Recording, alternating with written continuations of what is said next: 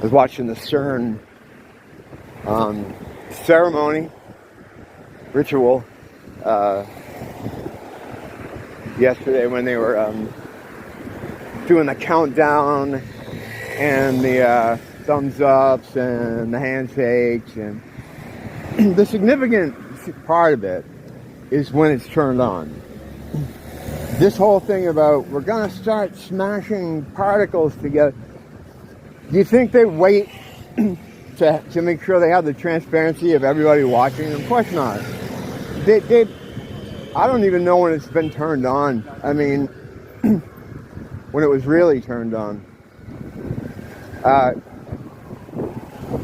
Now, right away, people started reporting stuff, changes, but some of these changes could have been around. Like there was one that a kid was talking about that I had noticed had changed before the LLC. I forget what it was. There's just so many little things. The big one, okay, we understand.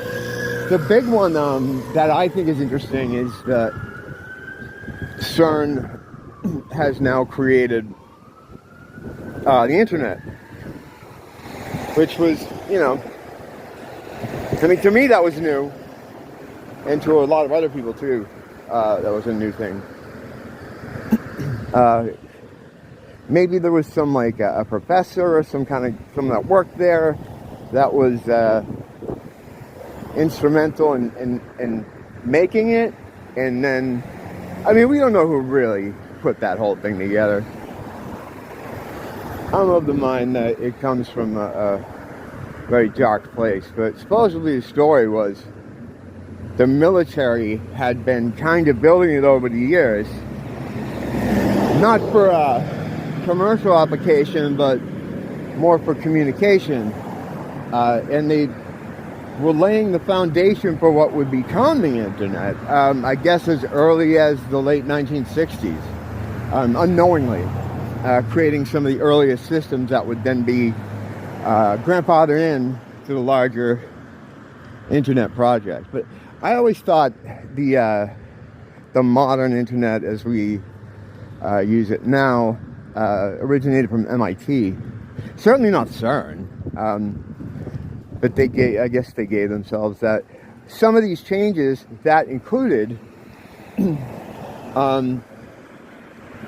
it's the first time I can think of anyway where something was done in their particular favor. Now, obviously, there's been a lot of changes that have been detrimental to people. The Bible comes to mind, all the strange wording of things and the additions of what would be normally fantasy kind of creatures, like unicorns and things appearing in the Bible. The lion and the lamb, now the wolf and the lamb. The Bible got hit really hard by Mandela. It's almost like it was a target or something. And it could have been. I'm telling you this, I talk a lot about the spiritual shit test. Matt at Quantum Conscience calls it the inner tuning fork. It's this feeling that you get inside you.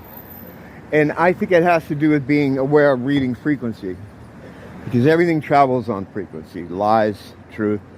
And once you just begin to understand that that's the method of delivery for a lot of communication, you can start to begin to understand when you're being lied to or when someone's telling you the truth. Not all the time, but you get it. I'm sure, like in your life, you're like, I don't know, I just feel like this person is lying to me.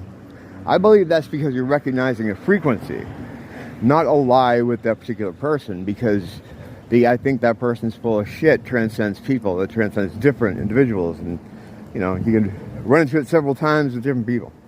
So I think it's more the recognizing a frequency.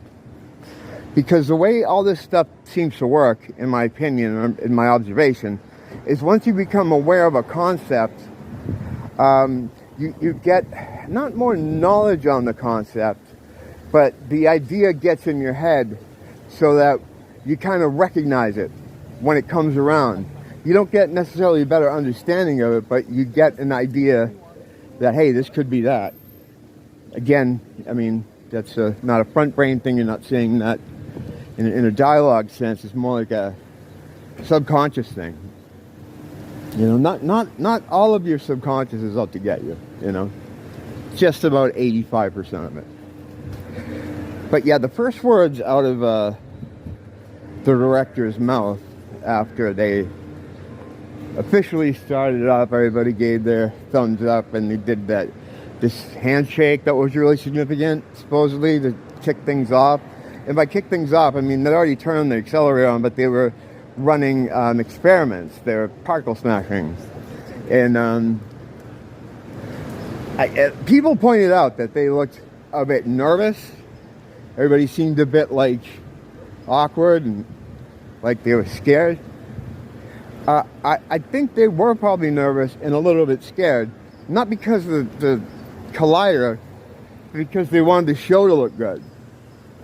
You know, they were playing their parts and they were nervous about getting it right. That was just a complete show. It's nothing to do with what the technology they're using there. It was a show designed for us, you know, to show that that how transparent they are there. We're going to show you when we start it up. We're not doing anything nefarious. It was just, it was like NASA, when NASA has those shows. Like it's, you know, it's like a film before a live audience situation. That's where some of I think the nervous energy was coming from the chicks. You know, I think it's more like that, you know, than the fact that they're worried about the collider. I don't think they're worried about the collider. I don't even know if that fucking thing does anything. I mean, there's that whole other aspect. Oh, and the reason I was bringing up the spiritual shit testing is because I can't seem to figure this one out. Like, I don't get any intuitive kind of spider sense one way or another about this thing. I just can't suss it out. And I think that's because there's some sort of the way they use their protection, you know, magically, which is what it would be. Everything's obfuscated as far as what's really going on with that. It's covered up. It's hidden. And it's impenetrable, whatever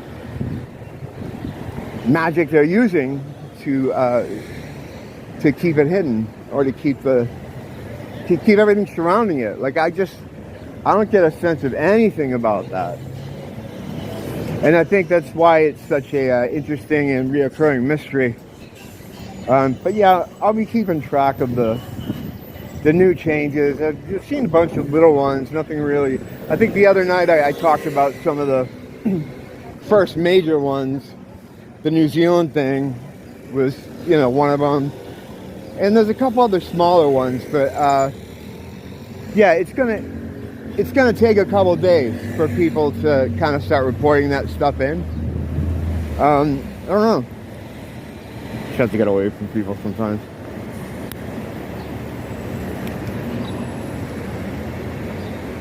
Actually, I try to get away from people all the time because people fucking love being near me. I don't know what it is. It must smell good. All right. Don't blame the teacher. Blame the school.